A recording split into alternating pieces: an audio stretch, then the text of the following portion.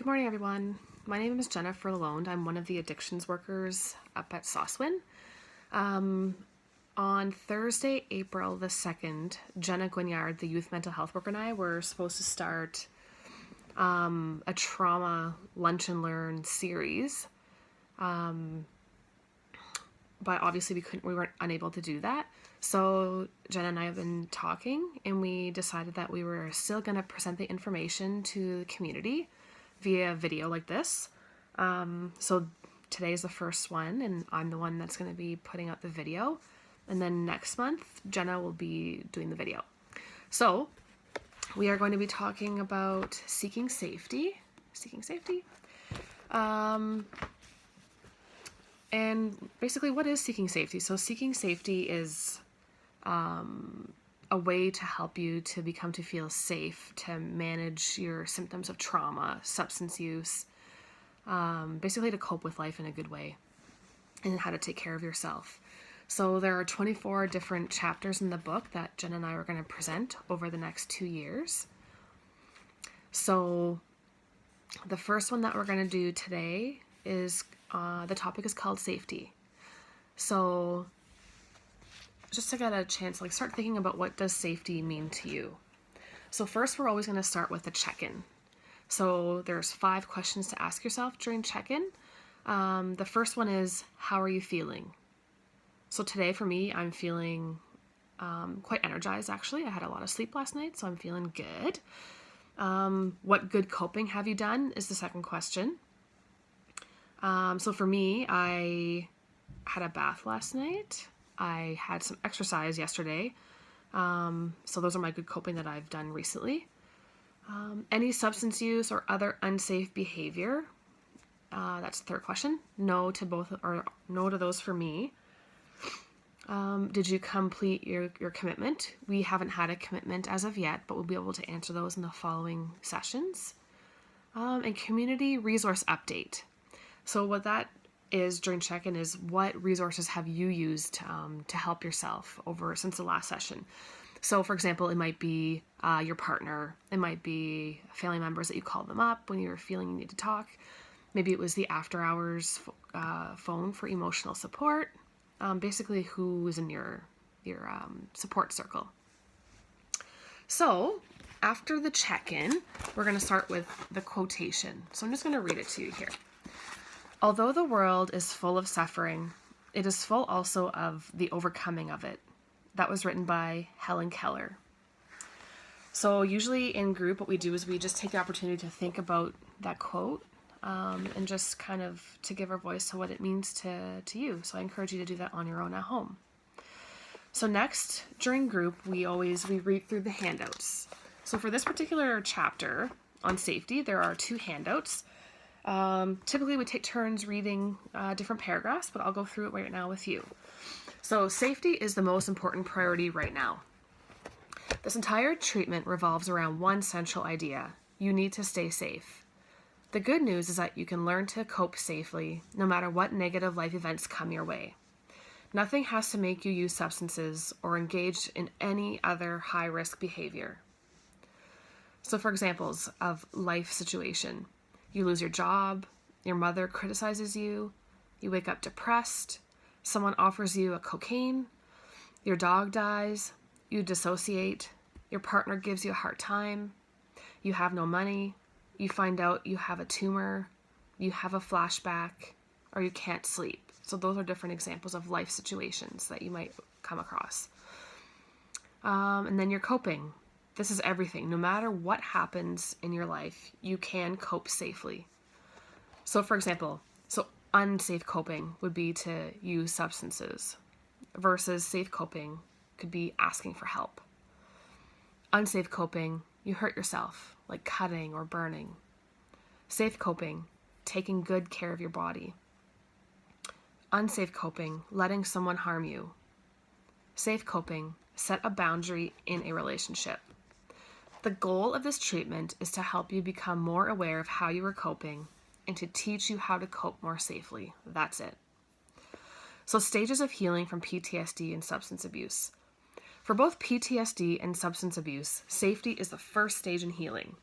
According to a great deal of research and clinical wisdom, the stages are as follows. Number 1 is safety. This is the phase you are in now. The goals are to free yourself from substance abuse, stay alive, build healthy relationships, gain control over your feelings, learn to cope with day-to-day problems, protect yourself from destructive people and situations, not hurt yourself and others, increase your functioning, and attain stability. The second stage is mourning. Once you are more safe, you may need to grieve about the past, about what your trauma and substance abuse did to you. You may need to cry deeply to get over the losses and pain you experienced. Loss of innocence, loss of trust, loss of time. And the third stage is reconnection. After letting yourself experience mourning, you will find yourself more willing and able to reconnect with the world in joyful ways. Thriving, enjoying life, able to work and relate well to others. You will get to this stage if you can establish safety now. It's important to know that you can heal from PTSD and substance abuse. Many people do. It does not mean that you forget about the past.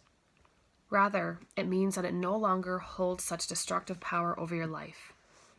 Note that some people use the term recovery. Others do not like to use it for PTSD, substance abuse, or both. Whatever wording you prefer is okay. So what are some signs of recovery?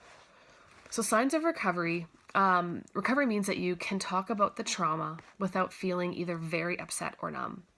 You can function well in daily life, such as holding a job. Recovery means that you are safe. For example, you're not suicidal or abusing substances. It means you're able to be in healthy relationships without feeling completely vulnerable or isolated. You are able to take pleasure in life. Recovery means that you take good care of your body, so exercise, sleeping, eating well. You can rely on yourself and others. It means that you can control your most overwhelming symptoms. Recovery means that you believe that you deserve to take good care of yourself. And it means that you have confidence that you can protect yourself. So the first exercise in here is, what is safety to you? Describe what safety means to you. Write out who you feel safe with, what activities you feel safe doing, and where you feel safe. You might also want to describe in detail a safe place that helps you feel calm and connected, such as a room, the beach, a therapist's office, or another place that brings you back to a feeling of inner peace. You can add drawings, quotations, or anything else that you like to better express what safety is to you. And it says to continue on the back of this page. So basically just write that down in a book of your choice. So the second handout is on safe coping skills. It's several pages of the safe coping skills. There's a bunch more. So what I'm going to do is I'm just going to go through a few of them. Yeah, there's a lot. So different types of safe coping skills. Ask for help. So reaching out to someone who's a safe person for you. Leave a bad scene. When things go wrong, get out. Honesty. So secrets and lying are at the core of PTSD and substance abuse. Honesty starts to heal that. To cry. Let yourself cry. It will not last forever. Set a boundary. So learning how to say no to protect yourself. What else here? Get organized. You'll feel more in control with to-do lists and a clean house. Attend treatment. So that could be many things. AA, self-help, therapy, medications, groups, anything that keeps you going. Notice the cost. What is the price of substance abuse in your life? Detaching from emotional pain. So learning how to ground yourself. So distractions, walking away, that kind of thing. Reward yourself. So finding a healthy way to celebrate anything that you do right.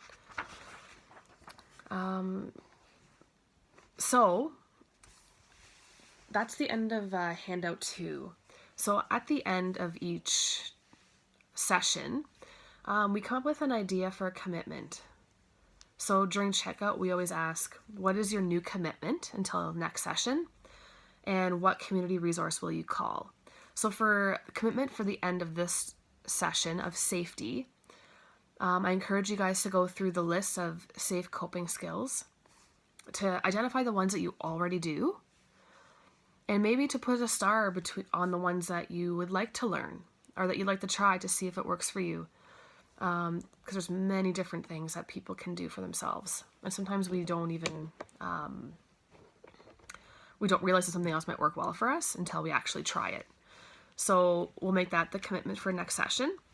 And then what community resource will you call? So for me, if I'm struggling, either in working on the safety chapter or just in my general day-to-day life between now and the next month, my community resource will be my husband, my children, as well as my family. And I connect with them at this point through FaceTime and through WhatsApp and just through chatting on Facebook Messenger.